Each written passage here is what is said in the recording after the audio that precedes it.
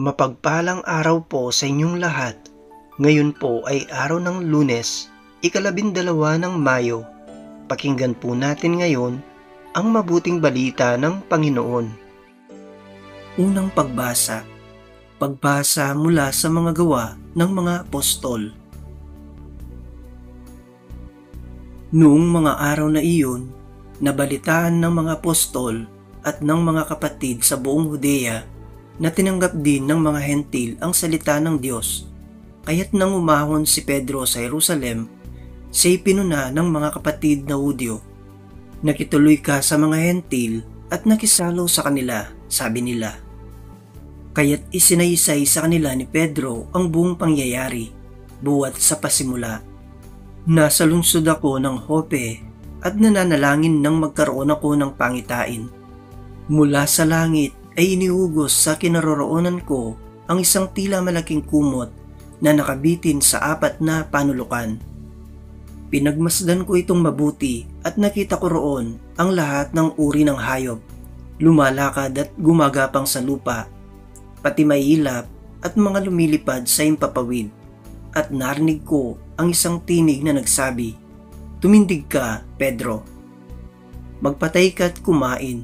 Subalit sinabi ko, Hindi ko po magagawa iyon, Panginoon. Hindi ako kumakain ng anumang bagay na itinuturing na marumi o di karapat-dapat. Muli kong narinig ang tinig mula sa langit. Huwag mong ituring na marumi ang mga nilinis ng Diyos. 3 ulit na nangyari ito at pagkatapos ay binatak na pataas sa langit ang bagay na iyon. Nang sandali ring iyon, dumating sa bahay na tinutuluyan ko ang 3 lalaking sinugo sa akin buwat sa Cesarea. Sinabi sa akin ng Espiritu na huwag akong mag-atubiling sumama sa kanila. Sumama rin sa akin ang 6 na kapatid na ito at pumasok kami sa bahay ni Cornelio.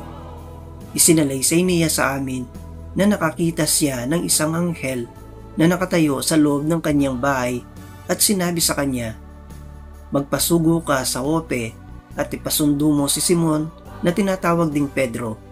Sasabihin niya sa iyo ang tungkol sa ikaliligtas mo at ng iyong sambahayan." Nagsisimula pa lamang akong magsalita ay bumaba na sa kanila ang Espiritu Santo gaya ng pagkababa nito sa atin noong una. At naalaala ko ang sinabi ng Panginoon, "Si Juan ay nagbibinyag sa tubig, ngunit bibinyagan kayo sa Espiritu Santo." Kung binigyan sila ng Diyos ng kaloob na tulad ng ibinigay niya sa atin nang manalig tayo sa Panginoong Jesucristo, sino akong hadlang sa Diyos? Nang marinig nila ito, tumigil na sila ng pagpuna at sa halip ay nagpuri sa Diyos. Kung gayon, sabi nila, ang mga hentilmay binigyan din ng pagkakataong magsisit, magbagong buhay upang maligtas. Ang salita ng Diyos. Salamat sa Diyos.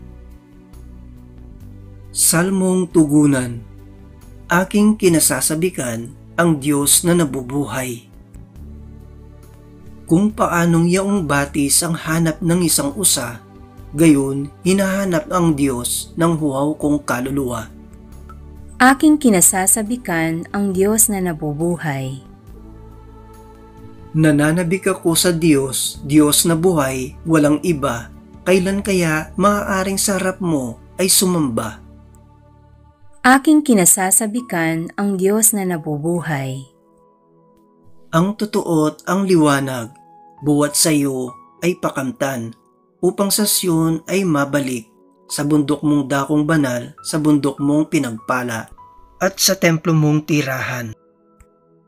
Aking kinasasabikan ang Diyos na nabubuhay. Sa dambana mo, O Diyos, ako naman ay dudulog, yamang galak at ligaya ang sa akin iyong dulot. Sa saliw ng aking alpay, magpupuri akong lubos, buong lugod na aawit ako sa Diyos, na aking Diyos. Aking kinasasabikan ang Diyos na nabubuhay. Aleluya, aleluya. Ako'y pastol na butihin, kilala kong tupang akin. Ako'y kilala nila rin. Aleluya, aleluya. Ang mabuting balita ng Panginoon ayon kay San Juan. Noong panahong iyon, sinabi ni Jesus, "Ako ang mabuting pastol. Iniaalay ng mabuting pastol ang kanyang buhay para sa mga tupa. Ang upahan ay tumatakas. Kapag nakikitang dumarating ang asong gubat, iniiwan niya ang mga tupa, palibhasay hindi siya pastol at hindi kanya ang mga tupa. Kaya't sinisila ng asong gubat ang mga ito at pinangangalat. Tumatakas siya, palibhasay upahan lamang at walang malasakit sa mga tupa. Ako ang mabuting pastol." Kung paanong nakikilala ako ng Ama at siya'y nakikilala ko, gayon din naman nakikilala ko ang aking mga tupa at ako na may nakikilala nila at iniaalay ko ang aking buhay para sa mga tupa. Mayroon akong ibang tupa na wala sa kulungang ito. Kinakailangang sila'y alagaan ko rin. Pakikinggan nila ang aking tinig. Sa gayoy, magiging isa ang kawan at isa ang pastol. Dahil dito'y minamahal ako ng Ama sapagkat iniaalay ko ang aking buhay upang ito'y kunin kong muli. Walang makakukuha nito sa akin. Kusa ko itong ibinibigay. Mayroon akong kapangyarihang ibigay ito at kunin uli. Ito ang utos na tinanggap ko sa aking Ama. Ang mabuting balita ng Panginoon. Pinupuri ka namin, Panginoong Hesukristo.